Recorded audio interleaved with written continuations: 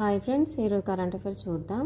August 7న చేనేత దినోత్సవం కాబట్టి దీన్ని పురస్కరించుకొని కేంద్ర మంత్రి కిషన్ రెడ్డి గారు చేనేత వారోత్సవాలని ప్రారంభించారు శిల్పారామంలో. అయితే ఈ సందర్భంలో మనకి దేశ జీడిపిలో చేనేత వస్త్ర పరిశ్రమ అనేది 2.3% ఉందని, 2023-24లో 3 లక్షల కోట్ల విలువైన ఎగుమతులు జరిగాయని చెప్పారు. 2030 నాటికి 9 లక్షల కోట్లకు పెంచాలనే లక్ష్యంతో ముందుకు వెళ్తున్నామని కేంద్ర మంత్రి గారు వెల్లడించారు. మనకి కేంద్రము ఈ చేనేత పరిశ్రమకి ఉత్పత్తి ఆధారిత ప్రోత్సాహ పథకము మరియు నేషనల్ హ్యాండ్లూమ్ డెవలప్మెంట్ ప్రాజెక్టు అనే స్కీమ్స్ ద్వారా సహకారాన్ని అందిస్తుందండి.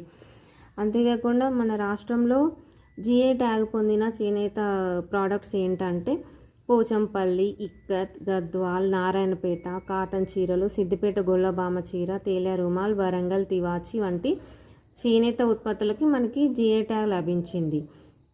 అయితే మనకు పిఎం మిత్ర అనేది ఈ టెక్స్టైల్ రంగానికి కేంద్ర ప్రభుత్వం ప్రకటించింది. దీని ద్వారా ఆరు రాష్ట్రాల్లో పిఎం మిత్ర పార్క్స్ని ఏర్పాటు చేశారు. మన తెలంగాణ రాష్ట్రంలో వరంగల్లో దీన్ని ఏర్పాటు చేశారు. Okay friends.